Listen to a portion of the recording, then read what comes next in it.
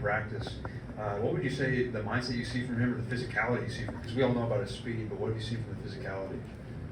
Isaiah is a different breed, I would say. His speed is uncontrollable, and he really has the ability to take the top off of defenses. And really in practice, like iron sharpening iron. We've had a couple pushing and shoving matches in practice, and I credit that to how he looks at the game. I feel like with us roughing him up and really going at it in practice, the games are easy for him. In the back with Ryan. I know every game's exciting, but obviously this one, college game day here. What's the excitement level in the locker room right now? I know this is why you come to Alabama, right? Ultimately, like I would say, it's just another game. Obviously, we're keeping our poise. We have a great matchup in Texas. They're a very great team. It's going to be a great atmosphere, but that's why you come to Alabama. Every game is the same. No one's above anybody, so we're going to treat it just like another game. Left with Steven. Terrion, what did you come away from Caleb Downs' performance? How do you think he played out there first day as a freshman?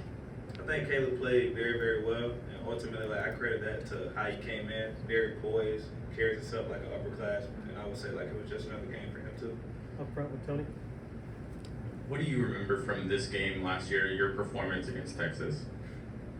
I remember it being hot, cleats was melting, the atmosphere, the fans, they did a really great job of kind of making the atmosphere very shaky. Ultimately, like we had a lot of penalties on defense, and I feel like with us preparing and stuff, we have to do a better job of making practice tougher for ourselves. So I mean, ultimately the atmosphere, like it was a very difficult atmosphere, so we need our fans to come in and make it a difficult atmosphere for them too. On the left with Jeff. Jared, how much more confidence do you feel playing corner after having experience? And then specifically, how much more confident are you in communication with the adjustments that need to be made with the Texas offense? Going into my third year, I feel very, very comfortable with Sharp. And, you know, he's a genius. Obviously, he's been here, and he knows our defense very well, so we have to do a good job of communicating. And I feel like with my teammates building a bond during the off season and really just growing and knowing how they are, like we do a better job of communicating. So I feel like it's very easy now. Back with Mike.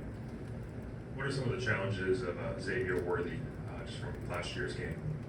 Fast, just like going against Bond, man. Speed kills. So I would say with him, he has the ability to take the top off at all times, and he's a very great player. So I would say you just have to be disciplined and guarding. In the middle with Katie. Hey, Terrion.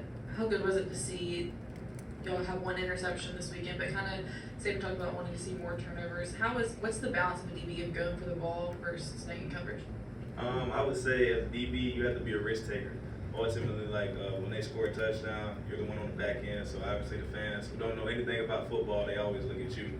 So I would say you just have to know when you want to take those risks. And ultimately in the game, 50-50 balls, you have to win those kind of matchups. Kennington. Hey Terrion, Saturday allowed for a lot of defensive backs to get a lot of snaps. What were your impressions of just the depth of the room and how you played as a unit? Like Coach Saban always preaches, you have to always be ready. Never know when your number is going to be called. And this came all the way back in the summer as far as T-Rob, Coach Steele pushing us and really being on us as far as saying you never know when your number is going to be called. So to have position versatility and have position depth, it means the world in this defense. All right with Charlie. Correct me if I'm wrong, but you're pretty close with Jalen Milrow. Just what do you think of his performance and how confident are you guys in his abilities? I actually was waiting on that question. Jay Mill, that's my LANK brother. Y'all will eventually learn what LANK means. So for him to go out there and have a great performance, as people have been doubting him and kind of like saying that he can't really play the position, he's putting a lot of work. So it's good to see him grow, and I look forward to seeing him have success. Steven. I know you got a chance to go up against him during camp, but how have you seen like Amari Niblack just come out as a complete tight end in this room? Amari Niblack is a mismatch. As Coach Saban said, his physicality, his body presence, and his way to high point the ball makes him like a hybrid kind of player. So to see him have success and really go into games and make it look easy, like I would say the only person stopping him is him. Mike. You didn't play those two Georgia games 2 years ago, but A.D. Mitchell, played for Georgia. So what do you remember from his performance and that preparation for him? I remember watching him kind of in the Georgia game. Obviously, I wasn't playing, so I was focused on our team. But just from watching the tape, very explosive player, 6'4", 190-some pounds. Kind of NFL prototype receiver will play on Sunday, so I'm looking forward to that matchup. Up front with Nick. Yeah, just the receivers as a whole. How have you seen them improve from a season ago, or where would you assess that group at?